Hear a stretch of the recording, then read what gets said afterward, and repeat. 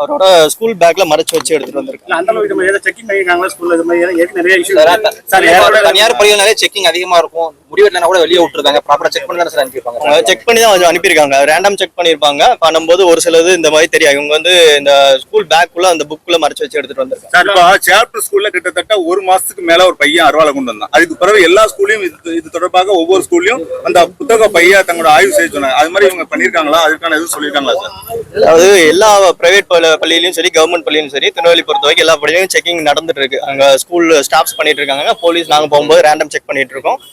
ஒரு சில இந்த மாதிரி அசம்பாவிதம் நடந்திருக்கு. என்னன்னு சொல்லி இது 2 மாசம் முன்னாடி ஏதாவது ஸ்கூலோட கரஸ்பாண்டன்ஸ்க்கோ இல்ல பிரின்சிபாலுக்கு தகவல் தெரிஞ்சுக்கா சார்? அது விசாரிச்சுட்டு இருக்கோம். அது சம்பந்தமா இன்னும் விசாரிச்சுட்டு சரண்டர் ஆயிருக்காங்க. இனிமேல் விசாரிச்சுட்டு அதுக்கு பையனே டைரக்டா வந்ததான் ஸ்டேஷனுக்கு? இல்ல ஸ்டேஷனுங்க. அவங்க வந்து ஜுனைல் பையனால நாங்க சைல்டு வெல்ஃபேர் கமிட்டில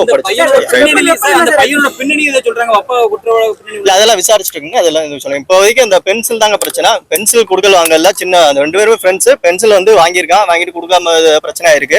அது 1 மாசமே இவங்களுக்குள்ள பேசாம வந்திருக்காங்க. அந்த ஃப்ரெண்ட்ஸ்ல இந்த மாதிரி சின்ன பசங்க சண்டை தான் இந்த மாதிரி பிரச்சனை. எந்த இடத்துல காயப்பட்டிருக்கு? 2-3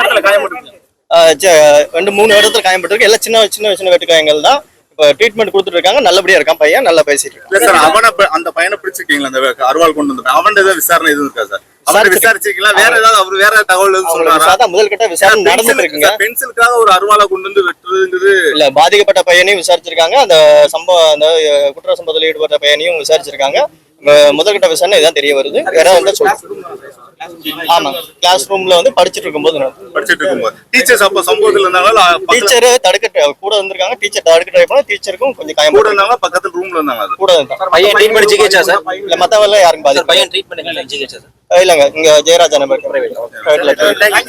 2 பேருமே டீச்சரும் அங்கதான் இருக்காங்க. பையன் சரியா? ஒன்னும் பெரிய பாதிப்பு எதுவும் இல்ல. சின்ன காயங்கள் தான். இந்த ட்ரீட்மெண்ட் கொடுத்துட்டு இருக்காங்க. அல்ல எதுவும் பேரண்ட்ஸ் மத்தியில ஒரு பீதி ஏற்படக்கூடிய சூழ்நிலை. அவங்களுக்கு என்ன சார் சொல்ல விரும்புறீங்க?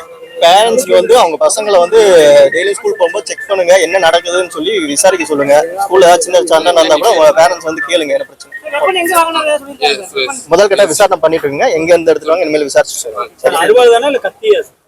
முதல் கட்ட விசாரணை போயிட்டு இருக்கு. விசாரிச்சு செய்திகளை உடனுக்குடன் தெரிந்து கொள்ள கீழ்கண்ட கேபிள் மற்றும் டிடிஹெச் நெட்வொர்க்குகளில் எம்நாடு செய்தி தொலைக்காட்சியை காணுங்கள். பாதகம் செய்பவரை கண்டால் நாம் பயம் கொள்ளலாகாது பாப்பா. மோதி மிதித்து விடு பாப்பா, அவர் முகத்தில் உமிழ்ந்து விடு பாப்பா. அண்மை செய்திகளை உடனுக்குடன் தெரிந்து கொள்ள இணைந்திருங்கள் எம்நாடு தொலைக்காட்சியுடன்.